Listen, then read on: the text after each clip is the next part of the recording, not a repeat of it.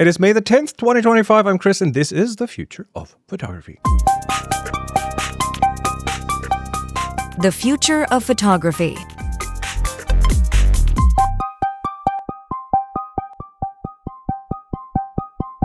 Here we are again. Hey, the two of you. How are you doing? The band is back together. Yeah, all good here. Thank you. After mixing up episodes and delaying older episodes, which is entirely my fault, I think we are kind of back on track, but soon to be interrupted again from my side because pretty soon I'll have another 1 week workshop, and we'll handle get in the way. That'll get in the way of at least 1 or 2 episodes. We'll handle it from my side, but that doesn't mean there won't be any episodes. As long as two of us can turn up, one of us makes it a little bit more challenging. Now, I don't know if any of you have seen the Reid Hoffman interview with himself, a version of himself, AI. He interviewed himself. No. And then he interviewed his AI avatar, perfect voice, perfect, analysis of his body and face, voice. He inputted all the writings that he had done for 20 years. And he interviewed the AI, and he had the AI interview him. It's astonishing. Look it up. So what you're saying is it ended up being like a confirmation bubble for him because he talked to himself about the things he already knew. Exactly. He always agreed. He agreed with himself a lot. Of course he did. Why would you not? All right, well, people change over time, don't they? So that's true. We haven't really had a solo episode on this podcast yet. So don't think so. No, I don't think we're brave enough. No, well, Chris is brave enough. Chris has done a 10,000 million solo podcast, so it's like, So I really enjoy the more than one person podcast kind of thing because I'm not always right, and that's a good thing. So let's talk about today. The two of you wanted to do this topic, but then you didn't while I was gone, and now we're doing it among the three of us. Canon PowerShot V1, new camera, and everyone's talking about it. Yes, and I got unreasonably excited about it. So okay. So V1, we just before the show, in the pre-show, we talked about the V1 is not a new thing. Canon had a V1 back in 2000. It ran for 18 years and it was a film-based camera, so they're recycling a name here. It had a V1 in 53, I think, too. Oh, really? That early? Okay. It was I think it was a camera to compete with the Leica M3. It was a rangefinder camera. I see. I could be wrong, but I only went 25 years back, so I'm too young. So what is the Canon PowerShot V? No, 1V. Okay, hey, hold on. It's a 1V or is it a V1? No, I think it's the V1. Is it? Oh, I guess we're looking forward to the V2 then. I've seen both written now, but I think it's the V1. Yeah. Here's a question. Why do we need another vlogging PowerShot camera? All right. So you just spill the beans. It's a vlogging camera. It is. And that's V1. And that's really not why I'm excited about it. I think this is so yes, it's been specced and advertised to the vlogging marketplace. I am not a vlogger. I don't think I'm suddenly going to become a vlogger. But I'm quite excited about this camera anyway. So I think it's got more to it than just being a vlogging camera, and that's what interests me. Well, the tendency is to to use the video of it, and I guess sound recording as well. Maybe be able to split the tracks, though I haven't done a deep dive into that, as well as a photographic camera with a significant and substantial processor. So it's a small in your pocket, as it were, big pocket, coat pocket.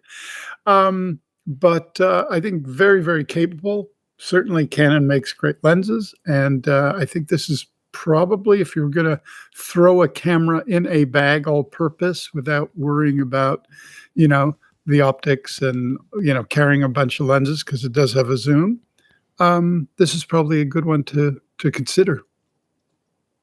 Yeah, I think that's the bit that is interesting to me. So, I've spoken a bit over the last couple of weeks. I'm deep down a video rabbit hole at the moment, and my pick of the week this week, when we get to picks of the week, takes us even deeper down that rabbit hole, and I'm thoroughly enjoying myself. So that's all good, right? But the thing that jumped out about me at this camera is that it hits a bunch of, albeit technical specs, right, that I would want out of being able to shoot video, but it does it in that really pocketable way, or comparatively pocketable way. So, couple of things that for me, when I'm shooting video, I love to work on video afterwards and play with color and things like that. So I like to shoot in log. There are not that many pocketable cameras that will shoot decent 4K log video, right? It has good-ish microphones actually built into it. So, for just being out and about and capturing, the audio around you, you can actually just use the microphones that are built into the camera, and you don't need a microphone to sit on a hot shoe, that then just makes the thing a little bit more unwieldy, or at least makes it not pocketable. So you have to carry a bag and things like that. So having decent enough microphones in a camera actually is really appealing to me, and so far so good. But people would quite rightly point out that actually Sony has had on the market now a couple of cameras, maybe 3 or 4 cameras that would do similar. But then there's another one that the Canon brings on, which intrigues me, and collectively together I find them quite compelling. It shoots 10-bit video internally as well, so you'll be able to given that I like to play with video in post, it gives a lot more resilience in the files you get out of it, because there's a lot more information in there, right? Those 2 extra bits give you quite a lot more to play with and quite a lot more of a safety net. So a whole bunch of things. Just having a video-centric camera in your pocket with all of that stuff, with ND filters and it built in and all that sort of stuff, sounds appealing to me. Certainly is handy on film shoots where you need I'm going to call it a disposable camera that's placed in an action set, in a roll cage, in a car, those kinds of things that are tunable into the kind of mainstream LUTs that you're using in terms of balance for quick shots. Even for a big screen, I think this has a lot of really, really interesting usage. So for me, I couldn't really.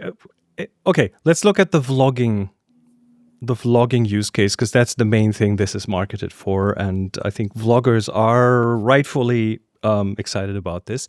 I'm also excited about this, but mostly indirectly, because I don't want this camera. I don't need it. I have the cameras I need. I might play with it, but I don't think this would replace my other cameras in there goes your birthday ways. present. Take it off the list. Too bad. Now, indirectly, how often have I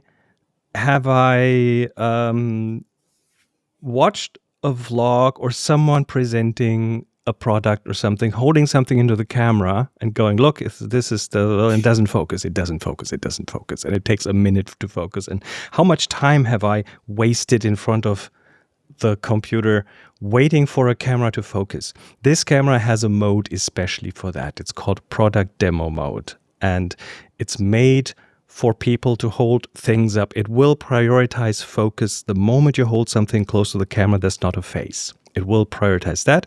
You take it off, it goes back to the face.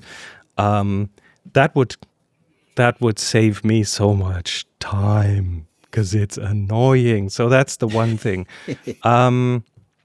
The second thing is the built-in ND filters, which, again, I've seen so many vlogs shot like during daytime in bright sunlight with a shutter speed of, a 5,000th of a second at a frame rate of 24 or 30, which makes for a very unpleasant viewing experience for me because it ends up being it feels very, very stuttery, jittery. So that makes it so much easier for any vlogger to still get nice, slower shutter speeds that make it more watchable for me. Most people might not care for this. I do. So these two things, I want this camera to be a success and for every vlogger to get it because of these two features. Sounds like it's speaking to you retaining your sanity there, right? It's just like, you have a choice whether to watch these things or not, right? I do, but a certain amount of video consumption is that kind of stuff. Often because I'm either interested in a topic or a review of something that's just part of my media diet, and it's a part that is often technically hampered by the technology not playing along. So if that works seamlessly and good, hey. Awesome. I do not really care about the log features or the 10-bit shooting for vlogging. If you do a vlog, doesn't matter. It's good enough. It'll be good enough, and it doesn't matter if some corner of the picture is overexposed or if the LUT isn't exactly what you want. Of course, if you want to use it in movie production as a disposable camera in a car that's being crashed or something, then absolutely, that's helpful. I mean, I'm looking at it. I'm looking at it as a vlogging camera. Buying a dozen of these for a big film shoot and just. I mean, with the budgets in movies, that makes sense. That's because you don't need a Black Magic, which is, let's say, $4,000 or $5,000, 8K. And a GoPro looks weird. The video GoPro's looks not good enough. They look like GoPro shots. Yeah, exactly. But I think you could masquerade this even in kind of widescreen. Wasn't that a GH9 domain, the Panasonic ones being used for these kind of things because they're small and they fit in smaller spaces and so on? Yeah. But they are more expensive. So, yeah. Yeah, and with the disposable camera, I think that's a good title for this Why episode. not? I like it. We should make that the show title, maybe. Canon launches a new disposable camera. Yes. So again, my excitement about this is more indirect. Now I haven't played with it, but I also know I really cherish my muscle memory and being able to use my cameras like blindfolded. Behind my back. So right now, at this very moment, I have a Leica M11 here for like a couple of weeks to play with. Okay. Now you're talking. I'm having a really hard time wrapping my lizard brain around this camera because it is so different from the things I've shot so far. Of course, I can take pictures with it. It's fine, but it doesn't come natural because I haven't used Leicas in the longest time. So and I'm completely the opposite. In other words, for me, the analog aspect of the Leica, just knowing where everything is.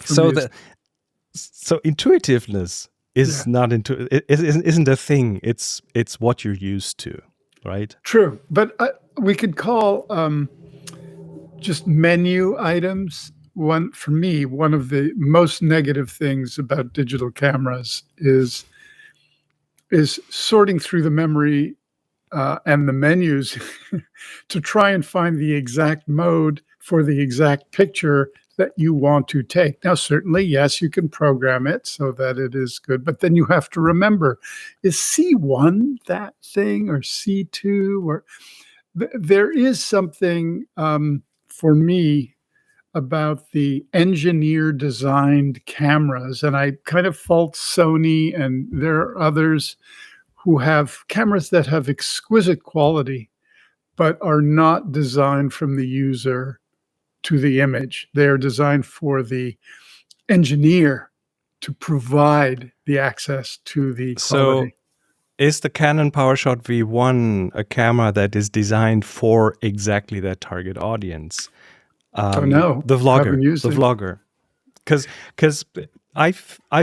the one thing I find interesting is that it it has taken a long time for camera makers to catch up with the movement of vlogging, which was a thing long before cameras were made for it. Do you remember do you remember when selfies became a thing and our arms weren't long enough because our camera lenses weren't wide enough? So that's when the selfie stick became a thing, but then cameras caught up and got more wide angle and the whole world was good again. And with vlogging, the same thing. You're shooting a video of yourself, maybe on the road, maybe you're doing, I don't know, vlog is now everything where you shoot yourself.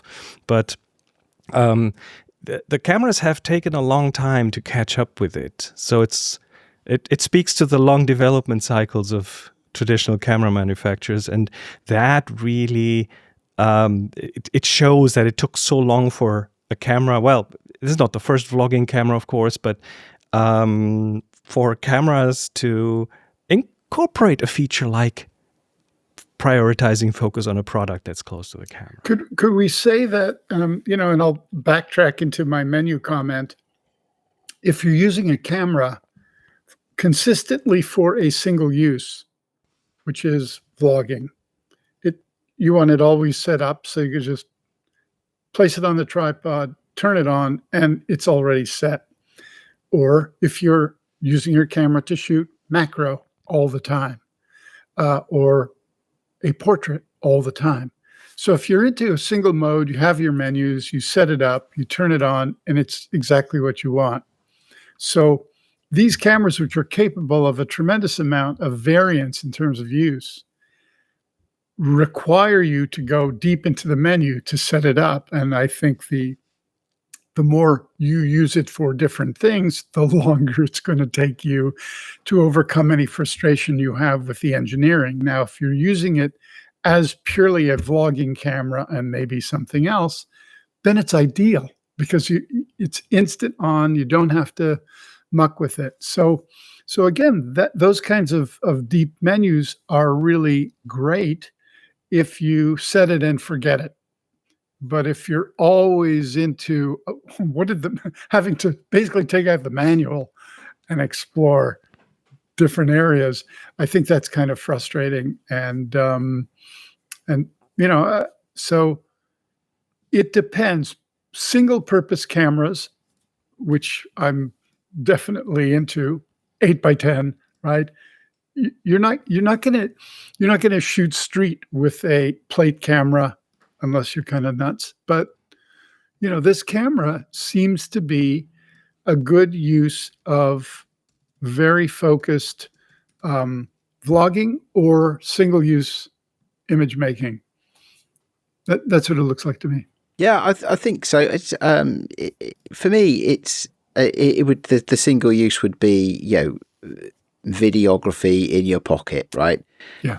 I have plenty of cameras that shoot amazing photos, and this one apparently will shoot amazing photos as well. But I think you'd set it up for. I think the reason for getting one of these cameras would be that you want to have video as your primary use case, right? Because it's a camera that's configured for video first. It has, but they haven't gone so far, for example, as giving it a 4K sensor. They've given it a 22 megapixel sensor, right? So you can still take photographs with it rather than just do video, because of course, ideally, when people talk about the sensor doesn't read out very fast for video and stuff like that, well, that's because it's got a gazillion pixels sometimes, and it's not fast enough to process all that data, right? Whereas if you had a sensor that had a 4K sensor, which usually works out to somewhere in the region of before 4x3 when it's 12 megapixels roughly, then it would be great for video, but possibly slightly less good for photography. So it is a hybrid camera still, but it's a hybrid that's focused on video, which I think would be the reason for buying it, I think. And it's the reason it's interesting to me as well, because I don't have a camera that does that, and it would be, I've got small cameras that I love to use, but a lot of those are quite old. They're good quality digital photography cameras, but they're old enough that their video is not great. Or I've got a big camera that can do everything, But as you said, Jeremiah, you end up deep in the menus and trying to change the use cases for everything. So I just got really interested in this and very tempted to buy it. I think it was announced like a month or 6 weeks ago. Now it's a while ago since it first came onto our radar. I haven't had the chance to play with it yet. I still want it though.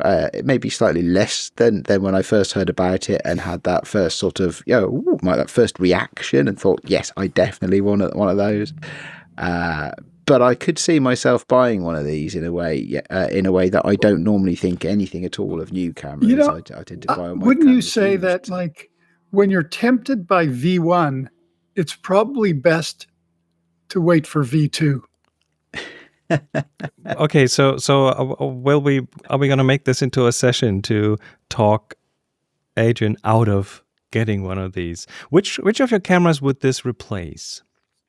That's the thing. It actually fills a gap rather than replacing something. So I do not have. So there is a gap. You want to be a vlogger, and that's why you not want a vlogger. This camera, No. It's more easy on the go videography. So it's things like family trips and stuff like that, or just even days out or hang out. Rather than have to think about packing a bag, making sure I've got the cable to attach my microphone to the camera, making sure I've got it all set up, and stuff like that. And then if we're going out and about somewhere, having to carry all that around. If I've got one that just fits in my coat pocket, can you rent one for a couple of weeks? I haven't found any yet, so possibly I will be able to at some point, I'm sure, or at the very least go into a camera store and borrow one and have an afternoon with it. I am sure I'll be able to do that because there are several camera stores that do that. Can I ask both of you a question that is sort of a sidebar to that comment, Chris? If you could only have one camera in all of the cameras that you have, for example, if you lived in the Pacific Palisades and were running into your home to grab one camera and escape, knowing all the others would burn, which camera would it be? So I did think about this. So I can't remember if I told you, but you'll remember I've mentioned in the past there's a podcast called I Dream of Cameras, which is run by two guys who work in the TV industry. And one of them, Gabe, sadly, he lost his house in the Palisades in the fires. He happened to have a grab bag that had his Leicas in it, right? But he lost a massive collection. He's a very much camera collection. He lost a lot. I don't have any cameras that are more important than any of the other cameras. So they're all just none of them are special enough or expensive enough that I would care about one over any of the others.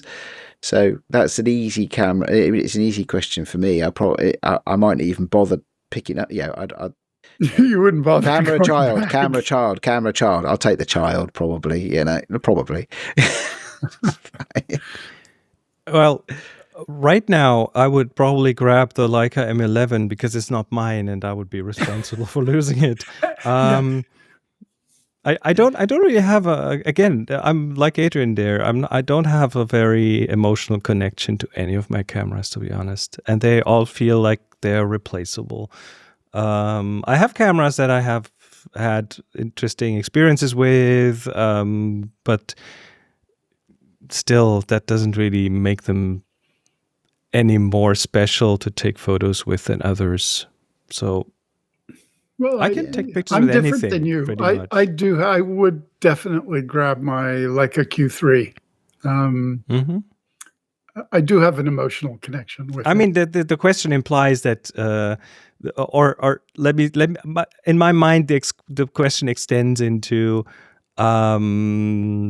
it's a replaceable thing. I can buy it again, so it's not. Well, no, that's true. But what if you wanted to document the situation right away? Okay, that's a different one. Then I would take the camera that has a charged battery and an empty card. That would be my go-to. Yeah. I guess. I can't think. Yeah, I can't. Things don't mean so much to me. I remember years ago, one of the first times I realised this, probably nearly 20 years ago. I had a big car crash. at the Nürburgring.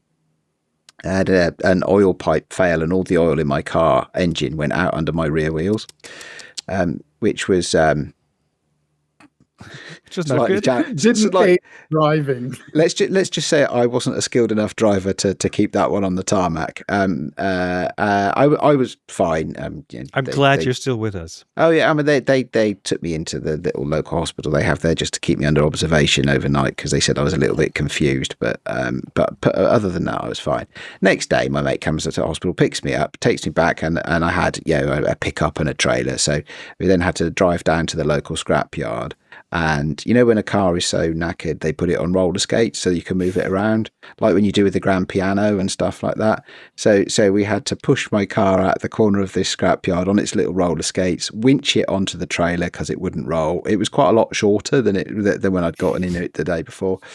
And I had to drive. And a friend of mine, a different friend of mine, he said, it's so sad to see that because that's your pride and joy. And I was like, no, actually, no, it's not. It's just a car. I'll go home and I'll buy another car, right? I was calling the car people that looked after my car on the way home and said, I've killed the car and, what should we do?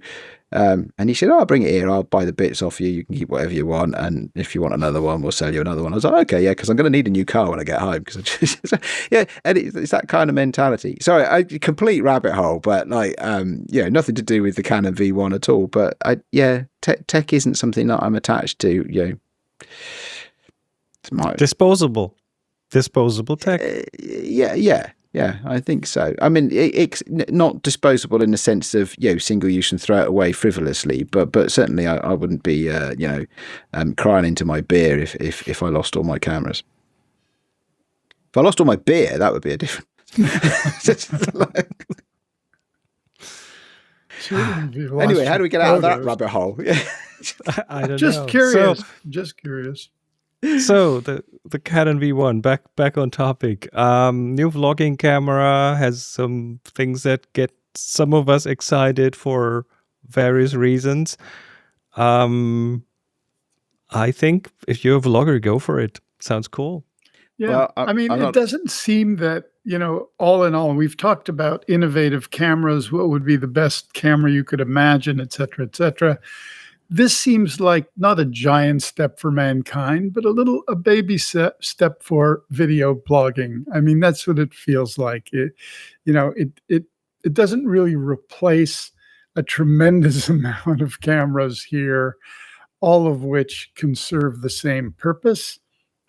But if you have, 900 pounds or dollars just burning a hole in your pocket and you just feel you want to be up to date with the cool set, maybe it's a camera for you. Looks like it delivers the goods in that price point. But in terms of innovation, in terms of real moving the boundaries of technology in terms of cameras, it ain't that. That would be more my pick of the week. It ain't that, and it's probably one of the big problems that the old guard of camera manufacturers have is they can't just over-the-air update features, or hard to do for them. So whatever you buy from them is static mostly, and if you have a smartphone or something, you can have brand new features delivered to you on a monthly basis. So I think you just hit the nail on the head here, Chris.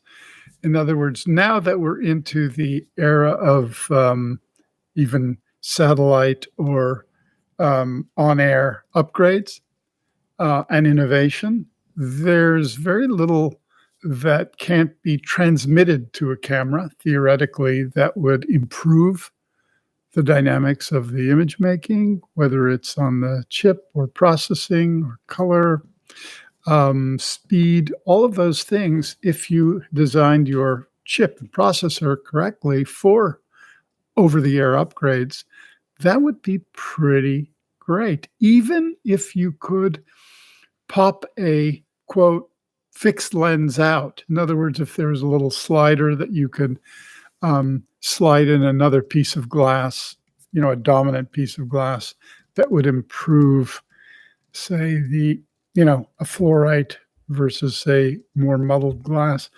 This would be very innovative, and it would, it'd feel like you buy one camera and you could use it for, a decade at least, knowing that there was tremendous support and innovation behind it. We're not seeing that. Oh well. Well, more cameras to buy. Oh well. Let's move on to the picks, right? Let's start with you, Jeremiah. You just said you had a pick along those lines. I do. This is innovative. No, that's not it. That's it. Is it innovative? Well, I'm not. Okay, what we're looking at is the Xiaomi. You're looking at a phone with interchangeable lenses that slap on. Yes. But we had this already, and it was a flop. We had Sony tried it with the QX10, 100, and so on. But this is, I think, on the MagLite, a MagSafe. Okay. So we have a lens shaped camera, which is just the barrel, pretty much, that you attach to your phone, and off you go. Then it's I'm skeptical, to be honest. Who knows? I mean, if you're going to go that distance, you'd probably have another camera. However, for those who are into, I just really want a smartphone, but I want to be able to shoot it sometimes with different lenses, whether it's a long, high-quality telephoto or a wide-angle. Maybe it'll work for you. Again, it's designed, I think, for people who don't want a lot of cameras. And of course, the price. Well, you mean mad people. I'm just looking at the history of these type of cameras, and we had the Sony QX things. We had Kodak had a smart lens series, SL10, SL25. There was DX01, which was kind of an external camera that you could snap onto a phone. There was, I think, one by HTC. Yeah. They were cumbersome, though, remember. You had to set it up. And the thing is that I remember is, and I never had one of these, but I've talked to people who had them, and they turned into bookends,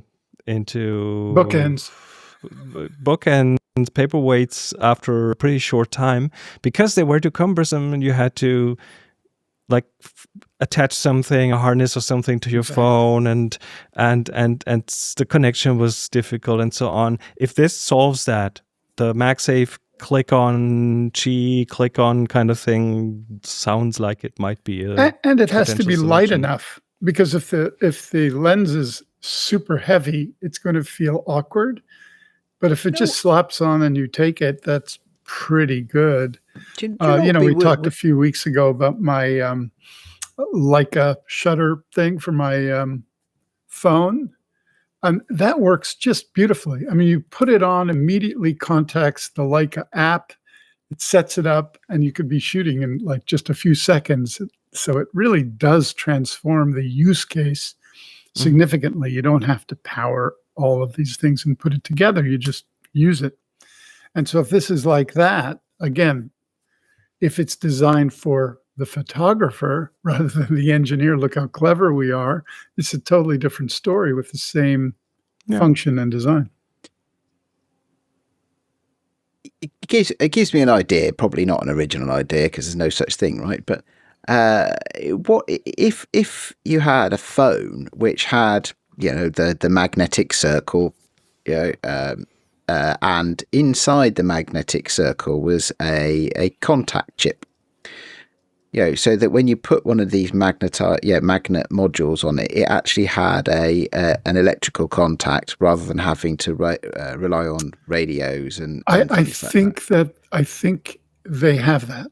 That is just from my tertiary analysis of their. My understanding of the Xiaomi is that while it doesn't have physical electrical contacts, it does have an instant connection via NFC. Yeah, it's a point of Bluetooth contact. and so That on. is, Okay. Oh, yeah. So yeah, because that would be great because you can get the you could remove all the lag because you've got better. I mean, data friction. transit. It's the thing of friction. If there is any friction with these kind of things, I don't think they'll fly if they take all the Agreed. friction out, and it works reliably, and not every 10th connection fails. Then there is then there is something.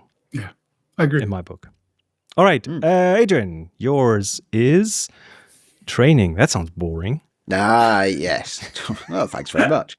Who wants to read the manual? So no, this is no manuals here. So I told you I was deep down the rabbit hole. This week I have been deep down the rabbit hole of DaVinci Resolve Fusion, which is the compositing and 3D module of DaVinci Resolve. Learning a lot, having lots and lots of fun, but it's quite it's quite a steep learning curve, approaching vertical, I think.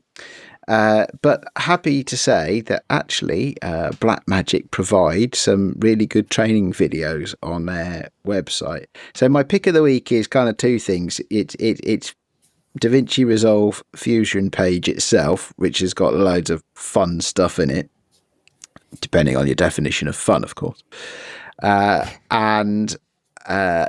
then the training that comes with it, and by the way, there are of course a ton of videos on YouTube and stuff like that. But the introduction to Fusion video from DaVinci Resolve, which you happen to be showing on the screen right now, Chris, it takes you from very first principles, and it says things like, well, this is what this little tiny icon in the user interface actually does. So rather than those YouTube videos, which are just like really fast and assume quite a lot of knowledge, you can go into this with very little knowledge at all. And it'll help you through it. So that's if only teenage engineering could make stuff like that. then it would look amazing, probably feel awesome. I would worry about the usability though. I still haven't figured out how to use one of my teenage. There we go. All right, I brought us a fun story.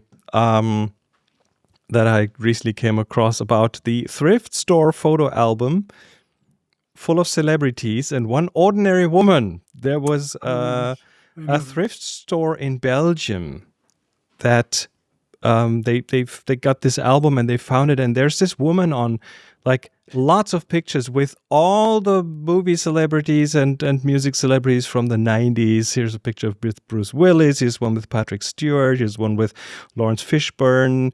Harrison Ford, Nicolas Cage, and so on and so on. The list doesn't stop.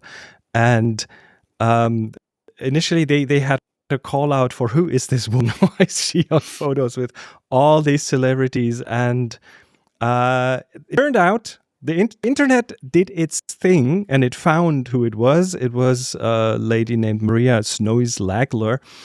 And she happened to be a member of the Hollywood Foreign Press Association. She died in 2016.